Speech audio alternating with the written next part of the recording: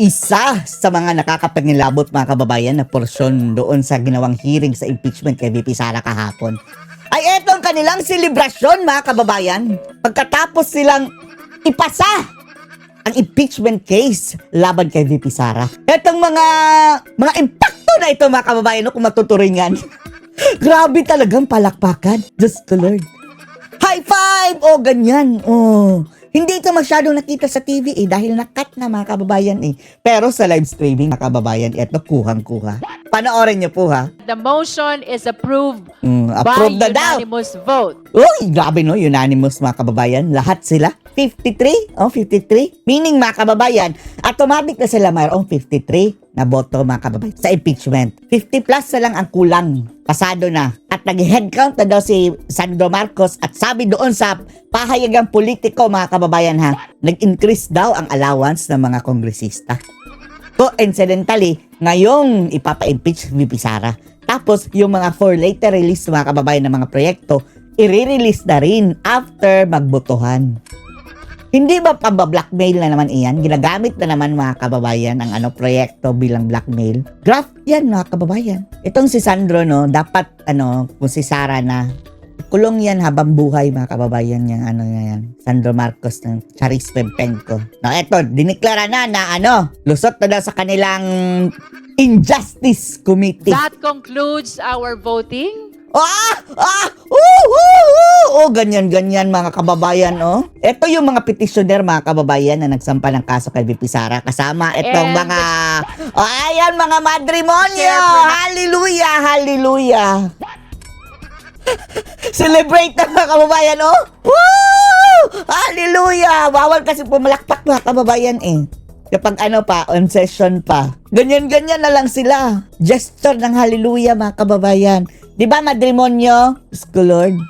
Tingnan And nyo. the chair pronounces Oh. that the existence of probable cause has been declared. Deklarado The hearing is na. suspended until May 4, 2026. Suspended!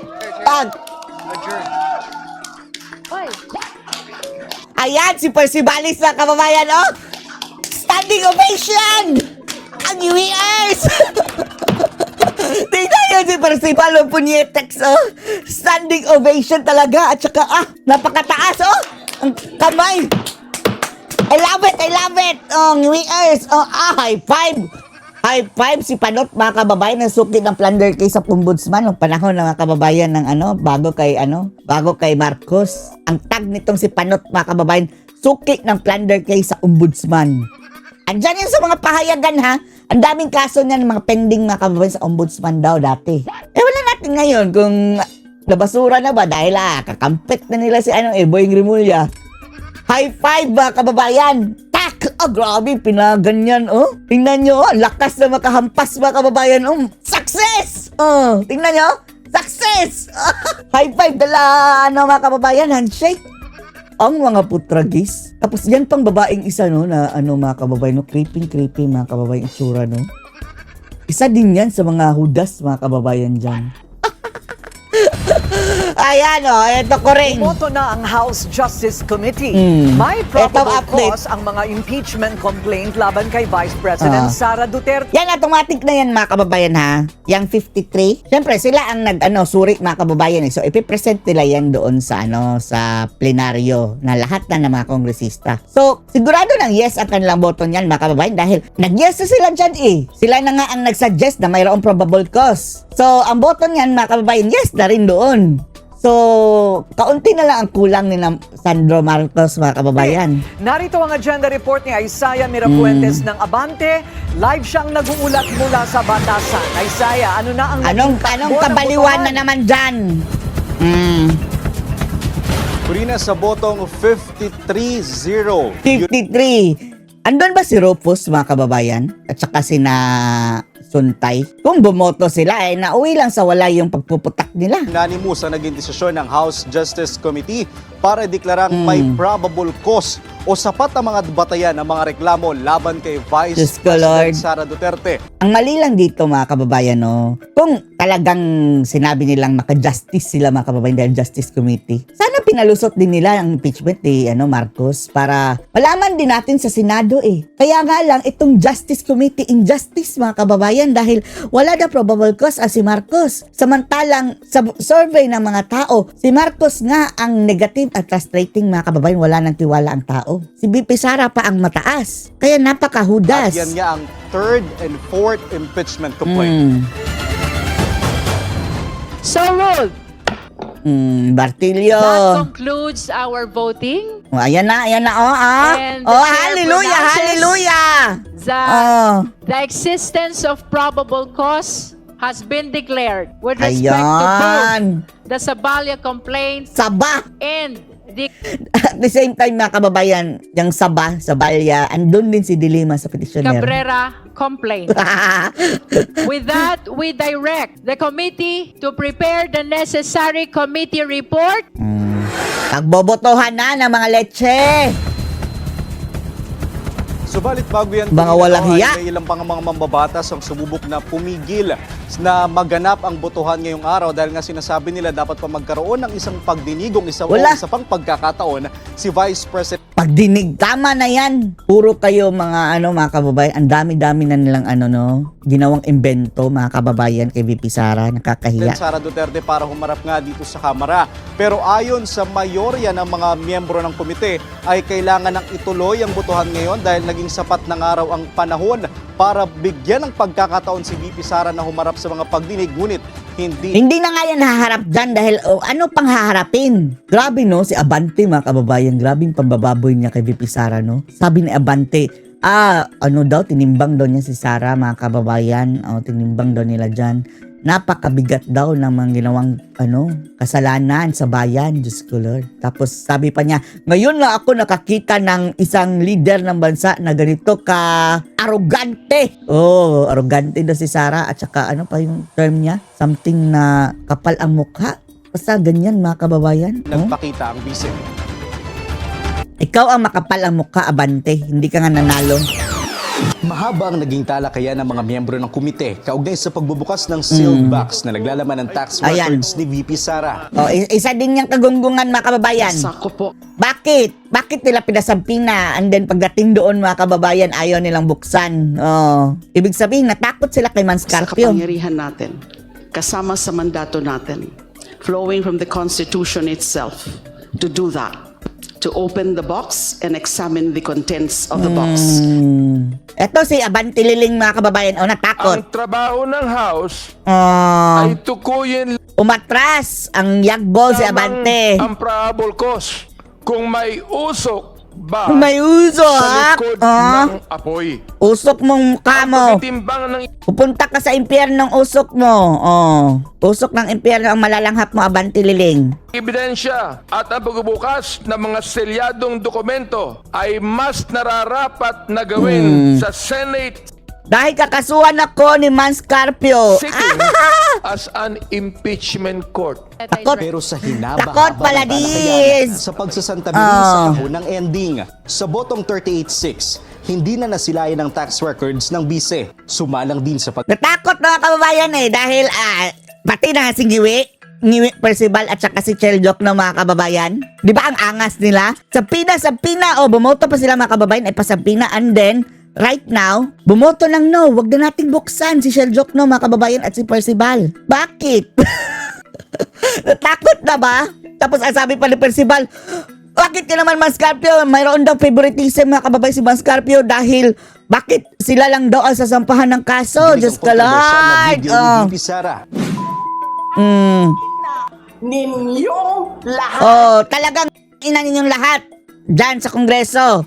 Martin Romualdez, Lisa Marcos, mga buhaya, lahat. Jutang Jinimes na sila. Bongbong Marcos. Bobo, Marcos, Gunggong Marcos. Mag-alala ma'am sa security ko.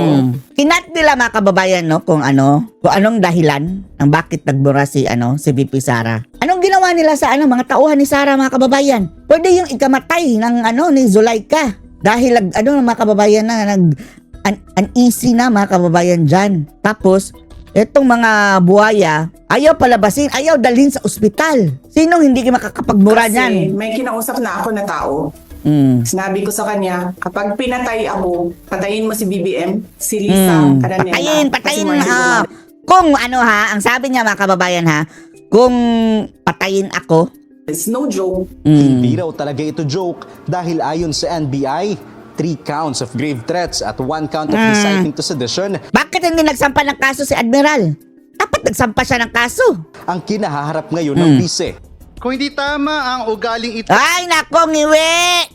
para sa second highest official of the land, Ikaw, tama yung ugali mo. Ungas ka. lalong hindi po ito karapat-dapat para sa isang tao na nag-aambisyon na maging highest official of the land. Iyak ka? Humanda ka talagang ngiwi ka kapag si VP Sara na presidente. Kurina, base nga doon sa video ni VP Sara, masasabi natin na ito ay conditional.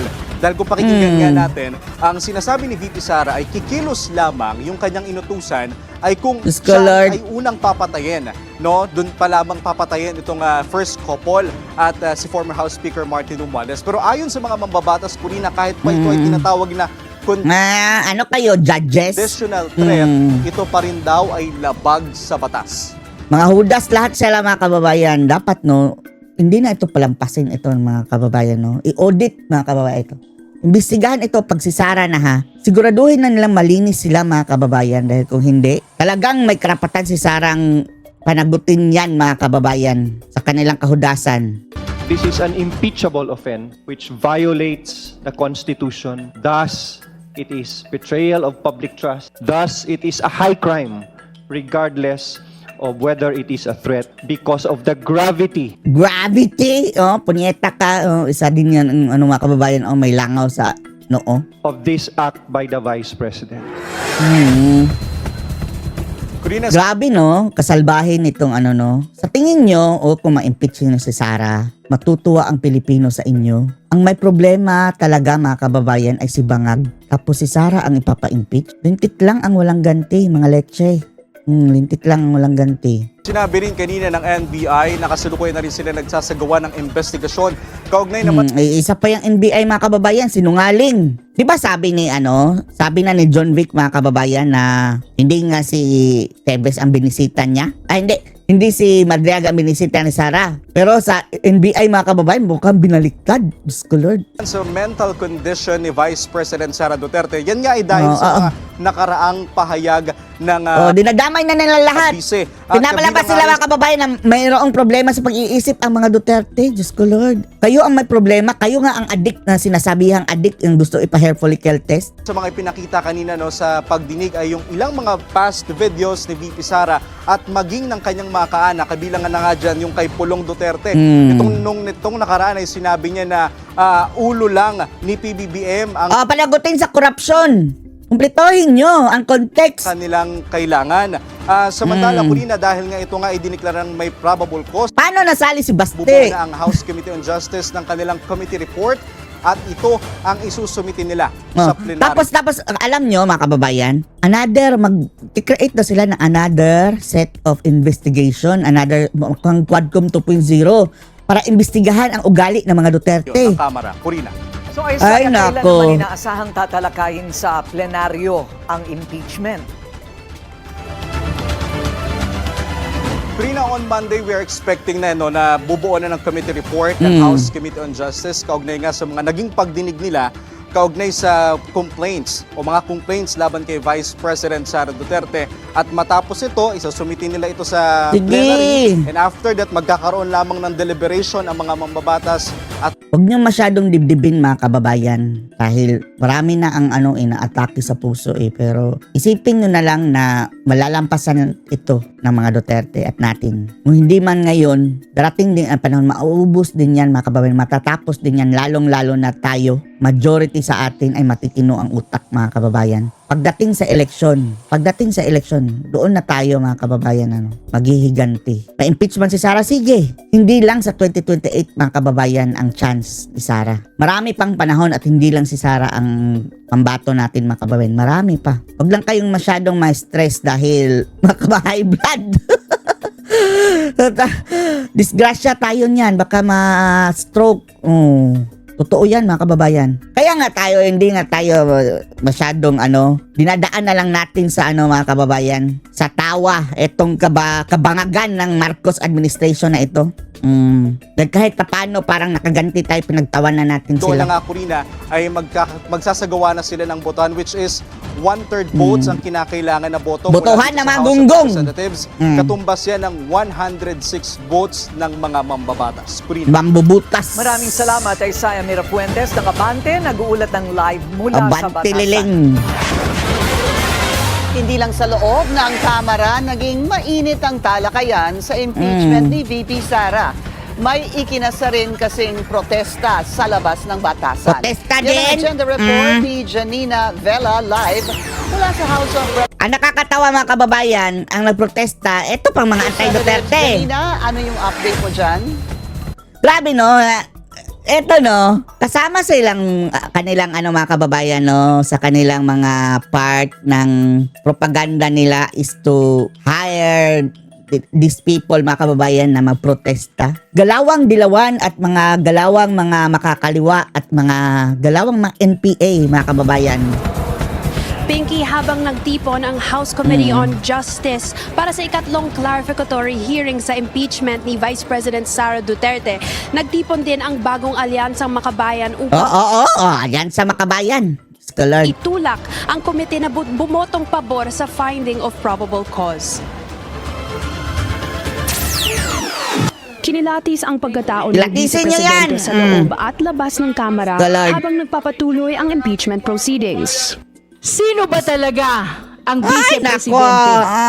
Hindi mo alam, gunggong ka. Siya ba talaga ito? Siya ba ay lingkod bayan? Shut up mo. Maletagang. Na yumuyuko sa batas? O isang makapangyarihang tao? Grabing pagbababoy ni Luis to mga kababayan, no? Grabing twisting niya. Ito si Luis to mga kababayan. Dapat talagang malilintikan to kapag si Sara na. Legally ha, legally. Na gustong paluhurin ang batas. Diyos ko Lord, paluhurin ang batas. Kayo nga nagpapaluhod kay We will Sara. not bow down to Ay! Diyos ko Lord! Tama na nga itong mga kababayan na mga K-pop. Sabi nito pa siya, K-pop, K-popangit. Kaugnay ito ng video noong November 20. Move on na tayo dito ha. K-pop eh. Sabi nito pa siya, K-popangit. Ang kanilang boto doon sa dalawang impeachment complaint at doon sa napanood ko kanina, i-consolidate daw yung dalawang impeachment complaints. Maraming salamat sa iyo, Janina Vela, nag-uulat ng live mula po dyan sa Batasan. Hudas. May probable cause man ng impeachment, isinusulong pa rin ng ilang grupo ang pagkapangulo ni Vice President Ayan, See? Marami pa rin nagsusupport mga kababayan sa pagka-presidente ni Sara. Duterte. May itinutulak na rin sila bilang katandem ni VP Sara. Sino? Narito ang agenda report ni John Riz Calata ng Abante. Sino katandem? Gusto nga natin mga kababayan si Baste na, di ba? Para todo-todo na, para next na president, Baste. Lideratong may tapang, malasakit at tunay na hangaring Sino maglingkod. katandem? At si Chavit? Pwede senador lang si Chavit muna mga kababayan dahil mukhang hindi talaga winnable si Chavit mga kababayan eh. Kung maraming pera pero hindi sapat ang pera mga kababayan. Senador na lang siguro. Yan ang sigaw ng Sara Chavit 2028 nationwide movement. Kasabay ng impeachment proceedings sa Kamara, inilunsad ngayong araw ng ilang grupo ang pagsuporta sa tambalang Sara Duterte at Chavit Singson para sa 2028 elections sa Quezon City Senador na lang, wag na lang Memorial Circle. Sara Duterte ay may kakayahan na Pero at least salamat sa inyo dahil sinusuportahan niyo si VP Inday. mahala ng bansang Pilipinas dahil siya lamang ang nakikita namin na mayroong tunay Or kahit pa mga kababayan, na lang. Kung hindi man si Chavit, tatakbo. At least, alam natin na supporter siya ni VP Sara mga kababayan. Moral support na lang si Chavit at financial. malasakit at pagmamahal sa Pero kaso lang, hindi rin tatanggap si Sara ng mga financial support eh. Kaya ayaw niyang mga kababayan, magka-utang na loob. bansang Yan ang gusto natin. Pilipinas na ngayon ay lumalangoy na Sa utang. ng kahirapan. Napili Talaga. ng grupo si Singson bilang VP ni Duterte dahil mayroon nila itong isang salita at financial competency. Competency of financial. Meron po siya niyan.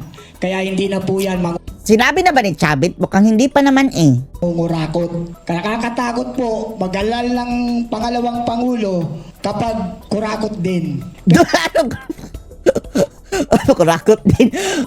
Ingat ka sa mga words mo ha, baka ititwist na naman yan ng mga dilaw. Pero sa katauhan ni Manong Chavit Singson na aming isinusulong bilang maging pangalawang Pangulo is meron siyang financial capacity at hindi niya nahangarin pang mangurakot.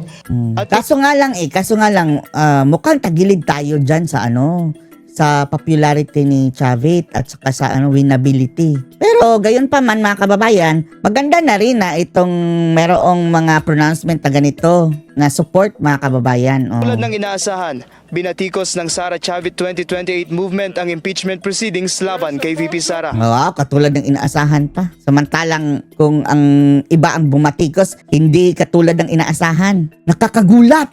Ganyan. Escalard. At lalong-lalo na ang ginagawa nilang fake impeachment ni VP Sara.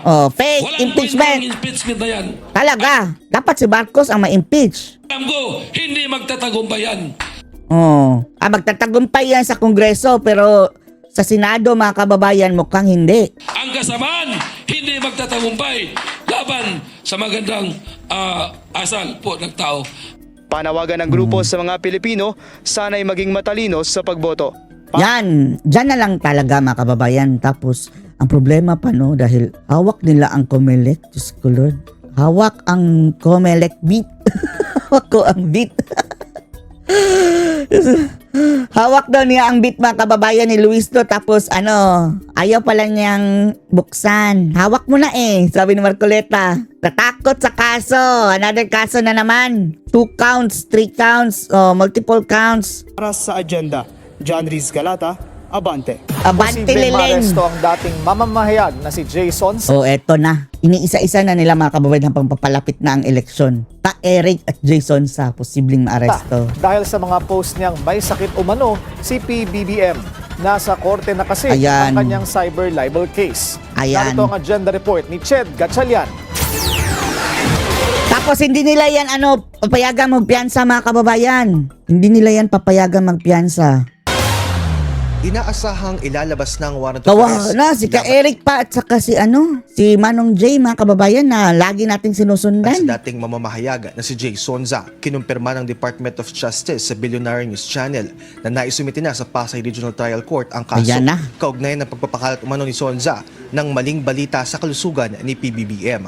Sa dokumentong nakuha ng BNC, nakasaad na nahaharap si Sonza. Yan mga kababayan tinaniman lang nila yan si Jason sa siguro mga kababayan. Talagang sure tayo na hindi naman galing talaga kay Jason sa itong yung mga kung ano man ang kanilang hawak mga kababayan. Pakawala rin yan ng mga bangag tapos nabiktima lang din yan sina Jason sa doon sa mga nagpapakalat talagang original na yung mga dokumento yung kagaya nung ni Sir Jack. Lahat tanim issue yan mga bangag mga kababayan. Sa cyber libel case dahil sa kanyang Facebook post noong Enero. Sinabi roon ni Sonza na lumalala na raw ang acute diverticulitis ng Pangulo dahil sa umano'y prolonged drug use. Pero, di ba mayroong diverticulitis talaga? Ang nagbigay ng rekomendasyon ng NBI. Makikita kasi mga kababayan, obserbasyon yan ni Jason sa makikita naman sa itsura ni Marcos talaga na something is wrong. Dahil payat na payat siya dati Nakasuhan ng cyber Biglang ang tumaba. libel si Sonza, maging ang social media personality na si Jeffrey Celis. Matapos Noong panahon ni Tatay Digong, walang nagkakaganito mga kababayan na mga kritiko na grabe na nga ang kanilang sinasabi kay Tatay Digong, mamamatay tao, diktador, o sakal, o ganyan mga kababayan. Pero, walang kinasuhan. Pero eto si Bangag, grabe, mga vloggers ang kanyang tinitira. magpakalat umano ng fake medical information na tungkol sa Pangulo. Sa Facebook account Balat daw sibuyas. nagpost si Sonza, habang si Celis ay nag-upload naman ng content sa kanyang YouTube channel. Sa pahayag nitong Lunes ng abogado ni Sonza at Celis na si Attorney Mark Tolentino. Bakit? Di ba sinabi mga kababayan ni Claire Castro na ang pain, maximum ang pain ng presidente? So ano bang ibig sabihin na maximum ang pain ng presidente? Si Claire Castro mismo nagsabi. Ibig sabihin, hindi gumaling. Kung hindi gumaling, lumala. Maximum ang pain Andun na yan sa mga balita. Diyos ko Lord, ito talagang mga animal na to Napakahudas mga kababayan para lang makapagsampa ng kaso. Sinabi niyang dinedeny na kanyang mga kliyente ang anumang criminal liability. Mula raw sa public discourse ang mga naging pahayag na idinidikit sa dalawa Oo nga, public at wala discourse. raw proof of actual malice ang prosecution. Hinihingan pa ng BNC ng komento si Sonza, maging ang kanyang abogado, Diyos ko, Lord. pero wala pa silang tugon sa ngayon. Eto no, pang ano na talaga mga kababayan, pang eliminate na nila. Ineliminate na nila ang sina Mike Defensor. Para sa agenda, Ched Gatchalian, Billionaire News Channel. Ayan ang importante dito, Samantala, dito tayo mga kababayan na interesting itong pinag-usapan na Attorney Guanzon at saka ni Nakatibinag at saka itong abogado ni Mans at tagapagsalita pala ni Mans Carpio. Mga kababayan, na hindi naman po ito mga Diyos, itong inyong mga congressman.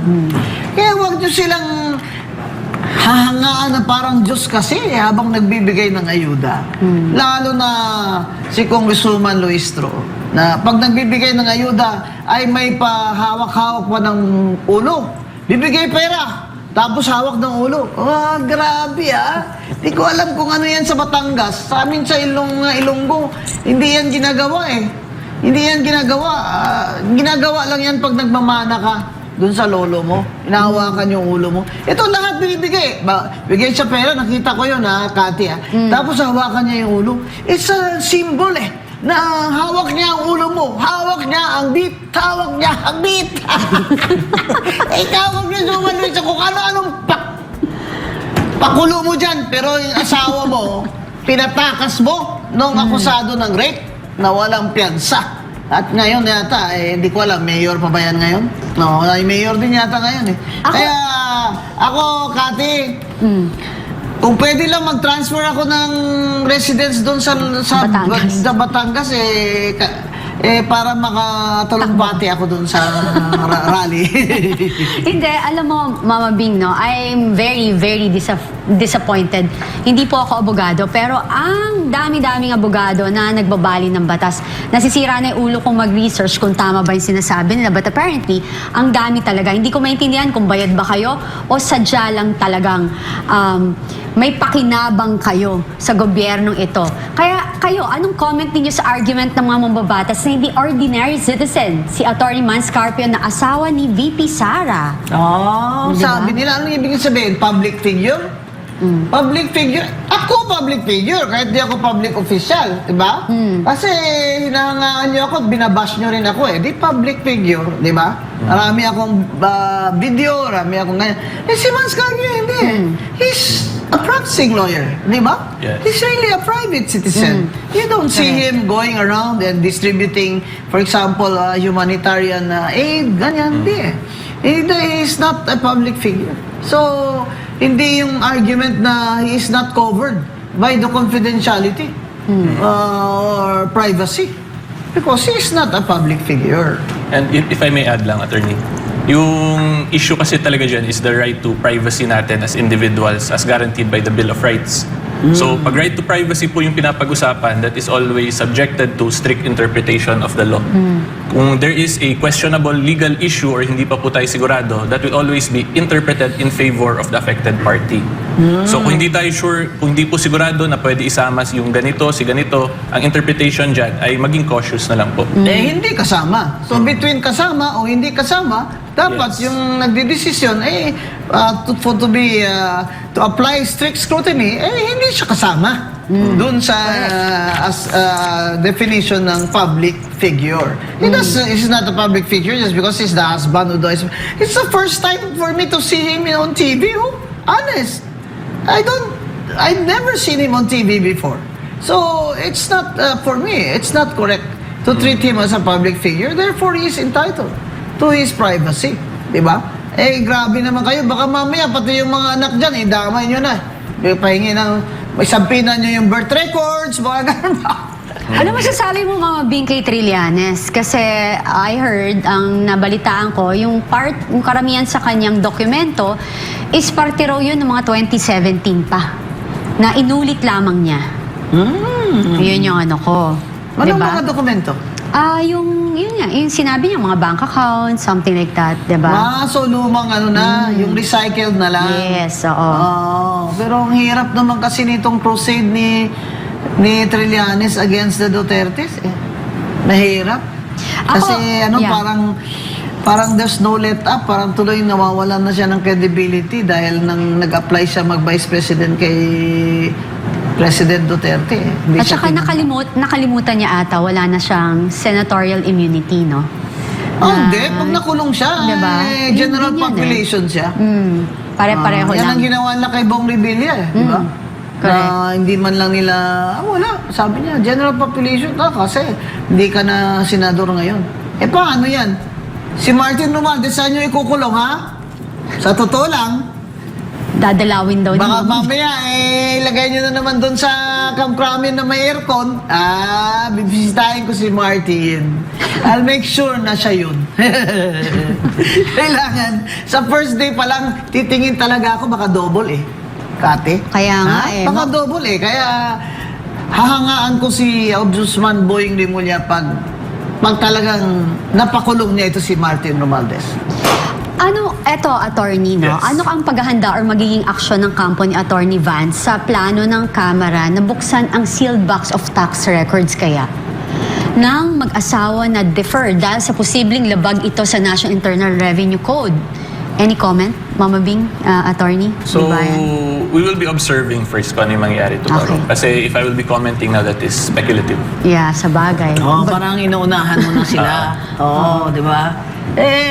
Pero ako, idol ko yung taga-BIR na yun, kung sino man yun sabi nyo, bring the box. Eto na po yung box.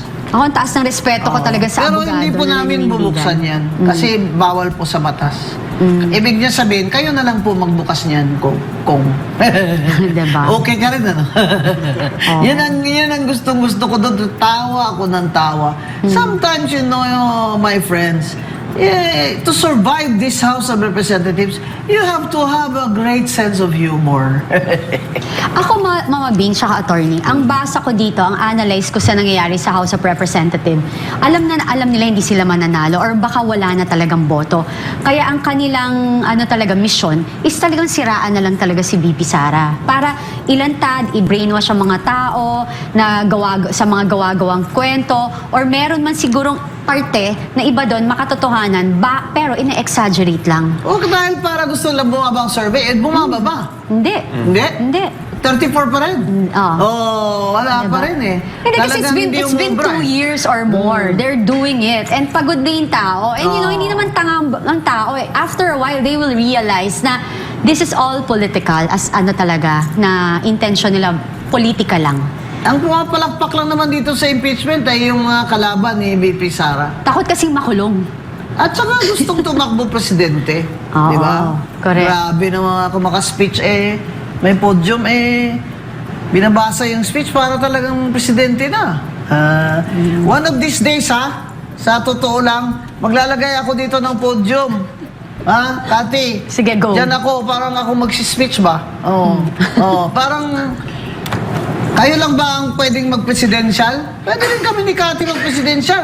Naglagay din kami ng podium dyan at magbabasa din kami ng aming Mag-Filipiniana ka. Yung butterfly sleeves talaga. Lola niyo, baka manghiram pa ng saya. Uy, nag-dress ka one time. Ay, bongga, di ba, Cathy? Ay, oo. Pang Ralph Lauren. Of course. Safari. Oo, bongga. Kulang na lang tigre. Wala kaming mahiram na tigre. Kinitsabit sayang. Next time, guys. Next time, magdadamit kami dito ni Cathy. Ako medyo worried ako sa nangyayari with the AMLA, Mama Bing, no? Sa tingin nyo ba, mawe-weaponize na ngayon ang AMLA bilang black propaganda, lalo na sa mga kakandidato sa 2028 presidential election? Kasi if it's like this, actually hindi lang to for candidates I have a lot of friends, syempre mayaman yung iba, they have so much money, na ano ba to, bakit we thought we are safe because we have this bank secrecy law, we have those protection, but apparently all of this right now ay nawe-weaponize or na yung parang wala nang pakialam na bubuksan mo lang or gagalawin mo lang. Kasi para lang sa kapakanan ng personal na interest ng ibang kandidato dyan Kaya maganda itong final ni Attorney Manscarpio na criminal cases para matuto ito mga ito This will be a landmark case na they're liable criminally pag ginawa nila ito. Hindi, natatawa lang din ho ako dun sa mga nagko-komento, gumagawa ng komentaryo about sa kanyang pag-file ng kanyang kaso. Kasi nasabi nila, oh, guilty yan, kaya ganyan. No, it's not, guys. You know, parang yun ang sinabi na kapag kayo ay ordinaryong citizen at dahil ang kapatid nyo, kaibigan nyo, ay kasama nyo, tapos bigla lang kayong pinagtripa ng isang politician at gustong pabuksan ang personal ninyong mga dokumento katulad ng sa bangko nyo, ay okay lang. So tama lang ho, ang nilalaban niya ay naaayon sa batas, hindi po to illegal at karapatan niya po itong gawin. Ano pong masasabi niyo dun sa mga gumagawa ng komentaryo, Attorney Libayan? If I may add lang, we have to remember kasi yung final namin is to implement the penal provisions. So in simple terms, that means may nilabag po sila sa batas. So Attorney Man simply wants to hold liable yung mga may violate sa Anti-Money Laundering Act natin. And that is his right. Yes. And he's a lawyer. Definitely he knows what it's his right to sue. Hindi naman po pwede na nakikita mo na may violations ginagawa and you will just pababayaan mo. Tapos abogado pa siya. Yes. Di ba? Talagang bully no? Lalo na po na this is the right to privacy. Yes. So when you say right to privacy kasi it has a lot of aspects. One of which is yung financial transactions, anti-money laundering. Pero may other aspects pa of privacy. So if they can do this sa anti-money laundering angle, how much more in other aspects pa? So obvious ba na this is really just a black propaganda? Targeted civilian audience ka, Peter, ang binomba ng CPP, NPA, NDF. Pero ka, Peter, i-hold mo na kita dyan. Kasi pupuntahan natin yan sa ibang discussion. Babalik ka pa dito Gusto kong puntahan ang tanong ko dito. Kasi pag si Ka Peter po ang kasama mo, at ito po ay nagsimula ng magkwento mula sa kasaysayan at karanasan niya. Pati po ang mga nangyari noong panahon hindi pa ako'y pinanganak nung siya naging NPA. Talagang pinag-emphasize ang katandaan. Mababalikan po. Pero maganda po dahil nagkakaroon tayo ng historical understanding. Nagkakaroon tayo ng malawak na perspective para tingnan ang mga kaganapan ngayon. Halimbawa, binabanggit niya, yung first propaganda movement, valid yon, pero doon nagsisimula ang panluloko. At sasabihin ng ating ginagawa ay bahagi ng hindi pa natatapos na second propaganda movement as if tayo ay mga salinlahi na nagpapatuloy kay Bonifacio Rizal, Jacinto Luna, diba pa? Pero yun pala, komunismo na ang pinapatunguhan. Ngayon, sabi mo ka, Peter, itong mga kabataan out of 19 na namatay, I think ang kabataan ay mga 9 or 11. Ang edad ay nasa 15 years old, may isa, minor de edad, mayroon pong mga tag 21, 23, 24, 25. Ka, Peter, bakit sa tingin mo yung ginawa sa'yo, sa henerasyon mo at ginawa sa amin, sa henerasyon ko naman, ng CPP, NPA, NDF, ay hindi matapos-tapos, nagiging generational actions and cycle of deception, manipulation, and brainwashing na ang resulta, nawawasak pa rin ang buhay ng mga kabataang Pilipino at kinabukasan na parang helpless ang government na ito ay tuldukan at tapusin. Bakit? Malalim ka Eric. Siguro understatement yung salitang malalim. Talagang kung titingnan mo, simula nung reestablishment nung 1968, nung December 26, 1968, hanggang sa kasalukuyan. Alam mo, Juan, naniniwala ako, may nabasa akong nagsulat tungkol dyan, na napasok talaga, ang Communist Party of the Philippines ay naging institutionalized, sa maraming hindi lang sektor, kundi sa maraming mismong opisina ng Republic of the Philippines, Yan which includes the formal government. Yes, executive, legislative, even judiciary. Agree. Dahil tatanda mo, di ba merong judge? Hindi ko lang maalala. Merong judge mismo. Decision, sentensya ng huwes, At sinasabi niya, pinupuri niya talaga. At sinasabi niya, hindi terorista itong mga CPP-NPA. Diyan na penalty si Loren Badoy sa Supreme Court. Ang pangalan ng judge ay si Judge Malagar. Sa anti-terrorism law, subscription case na natalo tayo at ang desisyon niya, kung babasahin sabi ni Peter, pinupuri niya, ginoglorify niya ang CPP, NPA, NDF as revolutionary organization with higher costs and they should not be treated as terrorists. Judge yun. At ang asawa niya, naging chancellor ng UP Cebu. At ang UP Cebu ay recruitment ground until now ng kabataang nagiging kadre at namamatay at nagiging corn beef, quote and unquote, sa mga labanan sa Negros, sa Bohol at sa Oriental at Negros Occidental, Peter. Go ahead po.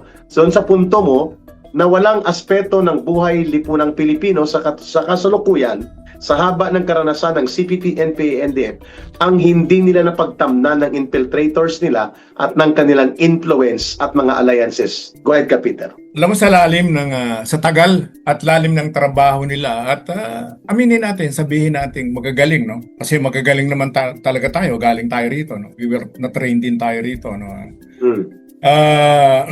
Pero kung bakit hindi nila na-capture ang political power, kung bakit hanggang ngayon ay nanggugulo pa lang sila, bakit hindi sila nananalo? Bakit hindi sila nananalo, Eric? Yes, sapagkat ayaw ng sambayanang Pilipino ng komunismo. Agree. Ayaw. Alam mo, simulan natin yan. Eric, simulan natin. Immediately after EDSA Revolution, alam mo yung sila Bernabe Buscaino, sila Dante, no? High din sila, excited sila, no? Kasi feeling na gusto sa kanila ng masa, no? Feeling panalo na sila. Kasi nauto nila yung presidenteng babae na wala ring masyadong kaalam-alam, ano? Pasensya na po, ano, ha? Kasi ganun talaga yung nangyari, no, ha? Itong mga katulad ni, may mga ilang kadre, no? No less than Bernabe Buscaino himself, ano, na nakilala sa alias Dante, no? Na dating chief ng New People's Army, no? Founding head ng NPA, no? Ay tumakbong senador, di ba? Remember? At yun ang una nilang political party bago ang Makabayan Black. Partido ang ng Bayan. Ang Peter ay Partido ng Bayan. Ng Bayan, yes. So, wala pang bayan muna, wala pang anak pawit, wala pa yan. Pero ano nangyari? Hindi lang siya natalo. Sapagkat doon mismo sa sarili niyang baryo, doon mismo sa Tarlac, sa Kapas, hindi siya nanalo. Sa Kapas. Hindi siya nanalo. Parang katulad ng nangyari dito Kalakwan kay ano pangalan niya, yung nakakulong na yung nakakulong na senador ngayon si Bong Revilla, no, ha? Yan si Bong Revilla, pag pinakandidato mo yan sa Cavite lang, hindi mananalo yan. Hindi siya mananalo. Nananalo siyang senador kasi popular siya, artista siya, no? Number 2, number 3 pa yata kung hindi number 1. Parang katulad din itong si Pimentel, no? Pimentel, si Coco. Ngayon di oro. Hindi mananalo yan. Kahit mismo doon sa barangay nila. Bumibiyahe tayo, nakakarating tayo dyan. Galit sa kanya, inis sa kanya mga tao, no? Kilala siya na korap siya.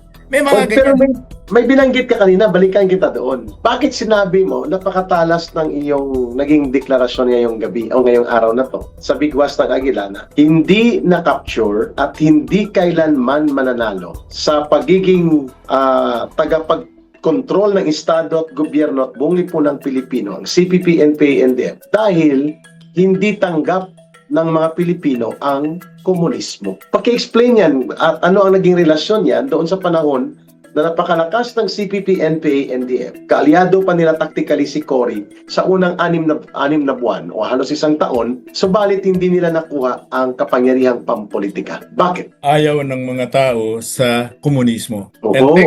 And take note ka, Erica, diyan sa mga nagdidemanda pa sa iyo, nagko-complain sa inyo ni Doc Lorraine ng red tagging, no? Kasi they're just trying to be consistent. Sapagkat kahit sino sa kanila, walang umamin na sila ay komunista. No? Correct. Para nga sa kanila para nga mga gago. Para nga sa kanila, walang Communist Party of the Philippines. Hindi kami Hindi kami komunista, O red tagging yan, Anak ng Toko Anduling. Ano tawag mo ron? Nung mamatay si Joma, ano ginagawa ni, what's her name? Carol Arroyo. Naglulupasay sa entablado. Naglulupasay siya, mangyak-iyak sila. Ng picture ni Joma. Sino ba si Joma? Si Joma ay deklaradong terorista sa buong Europa, sa buong Amerika at maging dito sa Pilipinas kung tutuusin, no? Tapos sila yang mismong yung grupo ng Makabayan Black. Nung tinanong ako, alam mo tinanong din akong ganyan ni Doc Lorraine. Bakit anong ba? Pero bakit ka Peter? Ikaw dinasok sila. Ikaw nga pinuri mo po si Casator, sabi niya. Pero bakit sila ganyan pa rin? At gusto kong ulitin to para ito'y malagay sa kaisipan ng mga nanonood na kabataan. Kasi sabi ko, Doc Lorraine, yung mga grupo na yan, sa aking palagay ay tumatanggap na yan ng dividendo. Pera na pinag-usapan dyan. Mga kabataan, yan pong nilulunsad ngayon, yung third rectification movement, itong sinisikap daw na muling pagbuhay dun sa Program for a People's Democratic Revolution is nothing but dividendo. Sapagkat nung mamatay si Joma, ang laking pera na iwan niya. Billion yan. At siguro may hawak lang ng password ng pagka ATM yan ay silang mag-asawa, no? Billion yan. At yang mga natitirang mga kadre, mga senior kadre na yan, tumatanggap ng dividendo yan. Alam mo, naalala, merong sinabi si Kwan dyan si Marx ba or si Stalin, yan ay mga Kwan yung mga at saka binibira din nung araw ni Kwan yan ni Doroy Valencia. Yung ang tawag natin dyan mga armchair revolutionaries, ano? Armchair revolutionary. Armchair. Si Kwan ang nagtawag niyan, si Lenin. Si Lenin yan.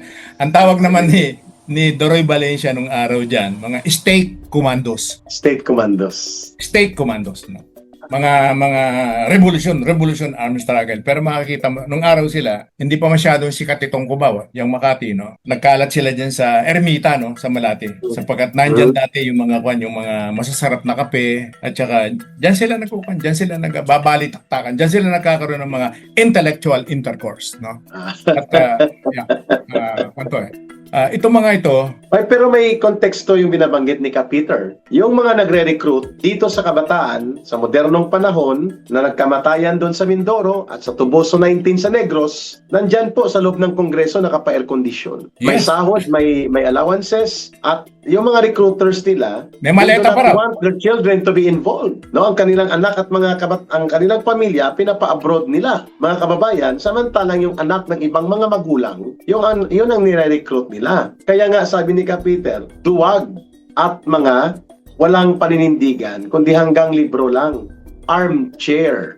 Kasi matapang sila sa pader magpinta. Pero hindi naman nila kayang panindigan at ipaglaban, magbuwis ng buhay, kagaya namin ni Ka Peter, na naging armado kami, naging NPA kami, at talagang kami ay naniwala na ang armadong revolusyon ang tanging solusyon para sa pag-agaw ng kapangyarihan dito sa lipunang Pilipino. At sila, na mga nagre-recruit, sila pa ang maingay upang umatake sa AFP. Pero sabi ni Ka Peter, sila dapat ang papanagutin at sila dapat ang kinakasuhan, hindi ang AFP ang iniimbestigahan. Which brings me to my question, Ka Peter, to you. Bakit sa tingin mo walang nagsasalita maliban sa AFP at nagtatanggol sa gobyerno na bakit ang mga army ang imbestigahan sa Kongreso at walang sumisita sa mga tarantado at putang inang mga kamatayan black na ito, na parang sila pa ang matapang na ang sariling gobyerno na nagpapasahod at nagpangalngal sa kanila ng pera at ang mga sundalong nagbubuhis ng buhay ang kanilang ipapahiya sa loob ng Kongreso using our own Congress, which they are infiltrating and trying to destroy from the inside. Why, Ka Peter? Walang nagtatanggol, walang sumisita sa kanila in any government agency. Hindi makapalag ang AFP, hindi pumapalag si Gibo Teodoro bilang Defense Secretary, walang pumapalag sa National Security Council. Bakit? At bakit At kahit ang DOJ, ang Department of Justice, walang kinakandak na at sadly, kahit ang National Bureau of Investigations, ang PNP, the very law enforcement agency na dapat sana kumakalikot diyan, walang nangyayari.